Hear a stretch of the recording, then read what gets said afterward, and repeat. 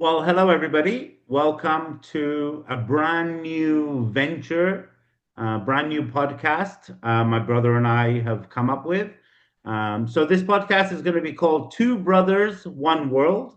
And we are completely new to this whole podcast thing.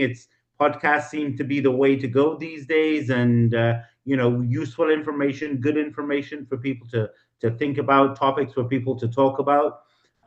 So we're gonna try and do this podcast once a week, based on how our lives pan out. And yeah, the idea of the podcast is just to share experiences, talk about events in the world, not necessarily events, just things that are happening. It's always good as a human being to learn and develop and to gain more knowledge. Might not always be useful knowledge, but sometimes it's fun facts that make the days interesting. So the idea is we're just going to share information between each other and the listeners, and maybe down the road, there'll be opportunities where listeners can even suggest topics for us to research, talk about, and maybe we down the road we can have guests come and join the podcast as well. Anyway, it's very early days. This is our first actual podcast. So we're just going to focus on introducing ourselves, basically. So my name is Naveed, and I am going to hand over to my brother Sorab for his introduction. Thank you, Nav, as we call you. My name is Saurabh, as Navid said, and I'm very excited actually about this. As Navid said, it's very new to both of us.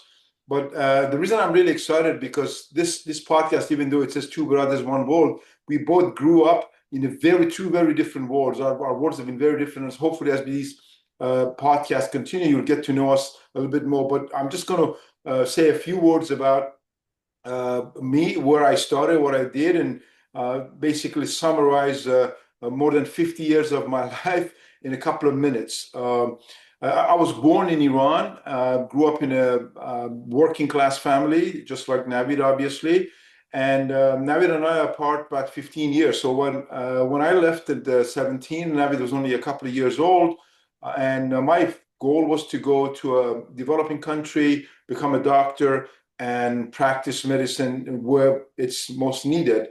So I went to India, finished high school, and then went to medical school in Bangladesh. Did 2 years of medical school, and then revolution happened in Iran in 1979, and I was supported by my family. Obviously, because of this revolution, the money stopped coming, and we had to find my wife and I, who I met in Bangladesh. We had to find a way to move on to some other things, and in 1980, my wife and I, who was pregnant for a few months with our first child, we went to England. Our story is very long. I'm not going to go into that. Maybe over the course of the podcast, I'll mention some of those events we went through. But essentially, we ended up in the UK, which is where I, for the first time after I left Iran, saw Navid, because he and my mom and our other siblings had come to England at that time. So we lived in England for about 10, 11 years. Through work, we transferred to Canada, lived in Western Canada for 14 years. And then through work again, I was moved to the United States, into Philadelphia, from there to Knoxville, Tennessee. And then that's where I retired. And our plan was to live there for the rest of our lives in our forever home. But destiny wanted other things for us. So we moved from Tennessee to North Carolina. And I'm obviously retired now.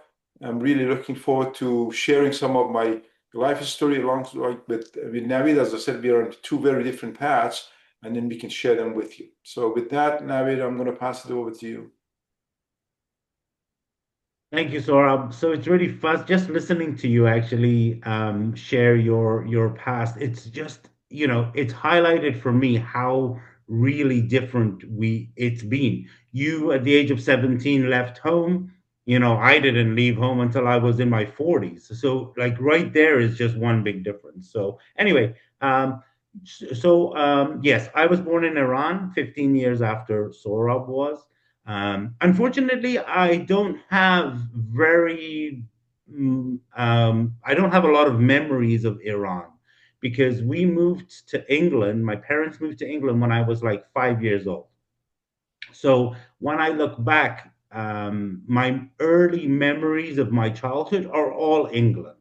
So, which I think is part of the reason even though I'm not living in England now, I sort of consider myself more British than anything else. Yes, I was born in Iran, but basically, I lived in England. I grew up in England. I did my schooling, primary, secondary. I did my university in Plymouth as well.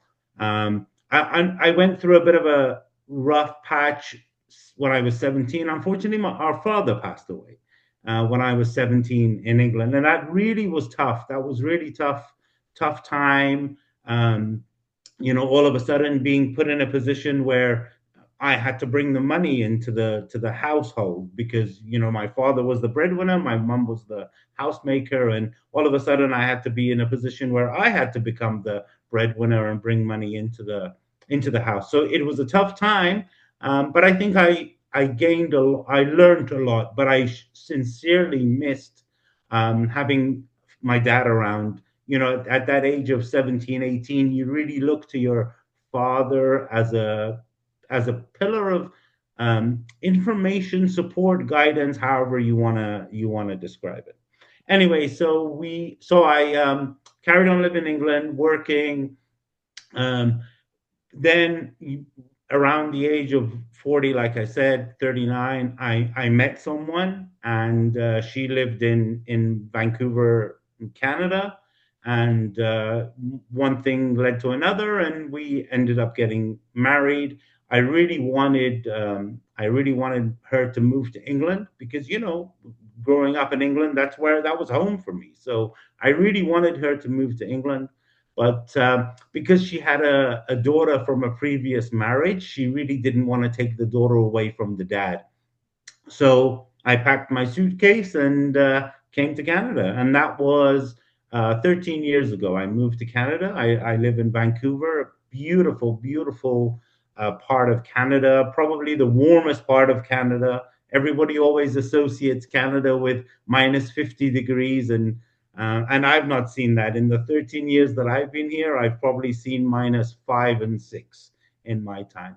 And so I'm in Vancouver. My background of work is basically leadership, retail leadership, restaurant leadership.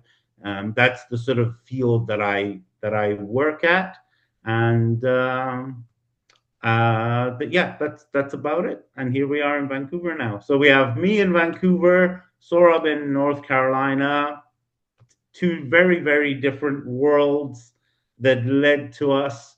And what's fascinating for me is I'm a big believer, and I'm sure Saurabh is too. I'm a big believer in predestination. I think I said sometimes this podcast might become spiritual. I believe that often our lives are planned for us by another power. Um, Having said that, the decisions we make throughout life can affect that predestination. And my best example that I love about that is if you're walking down a road and you see a gaping hole in the middle of the road, if you tell yourself, oh, it's predestined. If I walk across this hole, if I'm supposed to fall in, I will. And if I'm not supposed to fall in, I won't. And of course, that's not reality. If you walk into an empty, gaping hole, you're going to fall. So people sometimes use the whole predestination thing as maybe an excuse for bad decisions. But yeah, I do believe our lives have a reason for having certain paths, but based on decisions that we make. I don't know what your thoughts are on that, sort of. Yeah, I agree. I think I think of it as kind of separate paths, like maybe two or three paths, and then you get to choose where you want to go. So there's definitely destiny, and there's definitely a personal decision. There's no question about it. Because if there was only destiny and a decision, then what control do you have over your life? But just before we go any further, when you were talking about your experience with dad, it just occurred to me that you and I had a very similar experience at different times because our Mm. dad had a great influence on me. And from my years when I was growing up in Iran, I have just wonderful, wonderful memories. And I looked up to him. He's essentially, without question, my hero. I still think about things like how would he do it if something I'm faced with, because he was my hero. And without question, this is truly the way I feel. Now, obviously, when I left at 17, I really wasn't there with my dad. And even though several years later in England, we reconnected and we were still around. But that experience, the first formative years of my life, my dad was around, and it was exactly the same for you, right? Because that's where you had a great influence. One of the influences I absolutely know 100%, you speak fluent Farsi. And if Mm. dad was around, you didn't speak much Farsi because you grew up in England. And so that's one of the things that you obviously you owe to him. You're very much Persian. You got, even though you were hardly ever in Iran, you have very much Persian culture within you. And I think a lot of that was because of our dad, that he had that kind of an influence. So we both have had similar influences from our dad in a certain part of our lives, even though we've led very different lives together. Yeah, that's very true. Honestly, we this like on this podcast we could talk so much about dad, like so much. I'm so lucky to have had such a connection with him. Yes, I lost him at 17, but from, a young age up until 17, so many memories of spending time with him. And the thing that I didn't really appreciate until I moved to Canada, and I'm not comparing, but dad, no English, decided, it's best for the kids. Let's move to England. The revolution was happening. Let's move to England.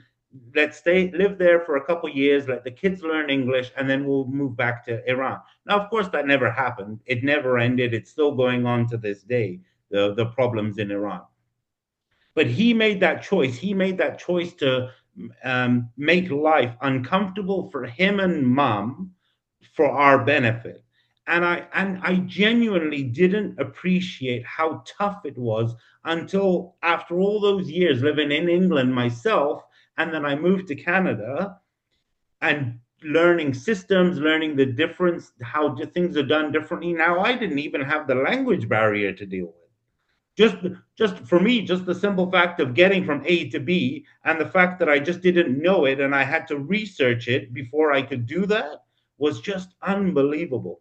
And the other thing I wanted to share was the